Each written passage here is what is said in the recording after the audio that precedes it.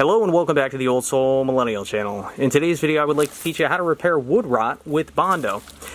You're currently looking at my front side porch, and I've been working on restoring this porch for a few days now, but unfortunately there have been quite a few pockets of rot. But thankfully the pockets of rot are not on anything structural.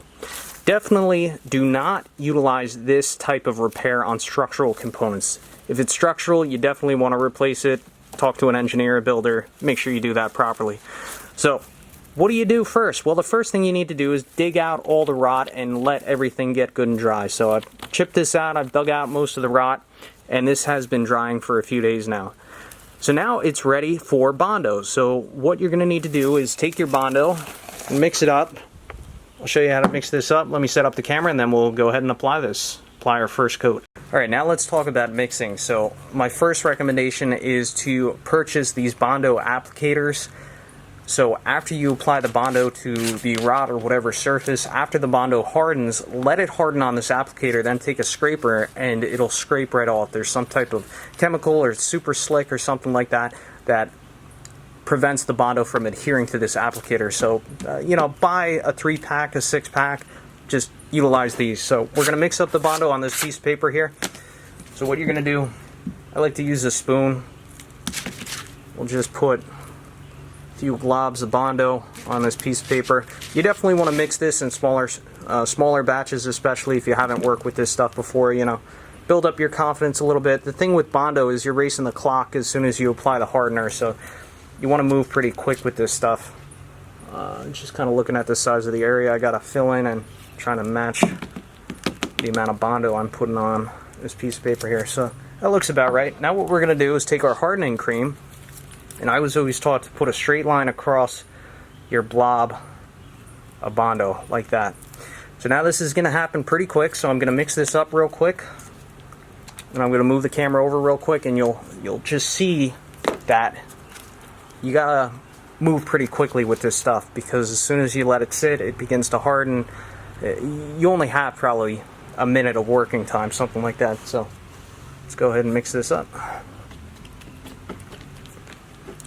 This is how I like to start mixing it up, just little circles. I'll take the applicator pad, do a little bit of this, chop it up, trying to get that nice consistent, it's like a light green color, wipe it off on the edges. I'm just trying to make sure that all that gray's gone away. Wipe it off on the edge. Okay, this is ready. Let me move over the camera quickly. I think that's the best I can give you. So what I'm going to do, this is kind of similar to drywall in that your first coat is not going to be perfect, so don't expect it to be perfect, but you just want to kind of get the rough shape of whatever it is you're trying to fill in. So I need more in that hole right there. We'll just push this in. Come up from the bottom one more time. Yeah, I kind of wish I left a little bit more right there. Maybe we could take some from right here and just put it here. And again, you got to remember this is the first coat, so I'm not expecting this to be perfect. It's one of those things where you don't want to mess with it too much. Just do a little scrape on the bottom here. A little bit more on my pad, so I'll probably scrape this off. It's definitely starting to harden a little bit here. We'll do a final little pass right there. Also, what I'm trying to do, I'm trying to pitch this a little bit so that if any water does fall on this, that it does come down this way. But this just used up all the Bondo that we had mixed up. So what I'm going to do is I'm going to let this harden. Should take about 15 minutes or something like that for this to harden. And then what I'm going to do, I'm going to give it a quick sand. We'll give it a second coat, sand it down again, and then it should be ready for paint. This is just what I've been doing along the whole length of the porch here, so I have all that done and I just have a bit more to go here. So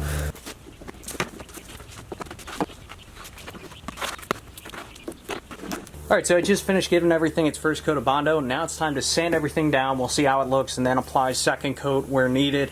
And then some areas may require a third coat or a fourth coat. It depends how perfect you want everything to look. I just want this to look as nice as possible. I'm not going for absolute perfection. But anyway, this is what I recommend in terms of PPE. This is a full face respirator with P100 filters. That way you're not breathing any of this dust. You don't want any of that in your lungs. For sanders, I have a few different tools. I have a, what is this, 5.5 inch or 6 inch orbital sander. I have a 3M sanding block over here. But for getting down here, this tight little nook and cranny, this is what I'm using. This is a right angle die grinder with roll lock disc. I'll leave a link for a tool like this in the description down below. But yeah, we're just going to sand this down and try and match the original shape, and we'll apply a second coat of Bondo. So let me put this respirator on and we'll get sanding.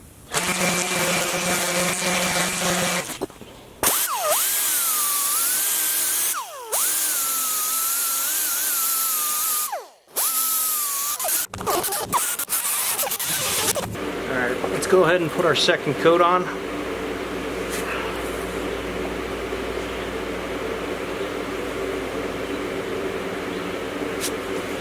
I don't think it's going to need a whole lot here. Obviously I'm not the best at this, but you know, this is like drywall. If it doesn't come out great the first coat, just give it a second coat. You also got to know when to stop screwing with it. I want to put a little bit more on, but I also don't want to overdo it here. See, like that corner needs a little more. No, worst comes to worst, I'll just do a third coat here, although I'd really prefer not to. See, like that came out real nice. Let's try and touch up this corner just a little bit.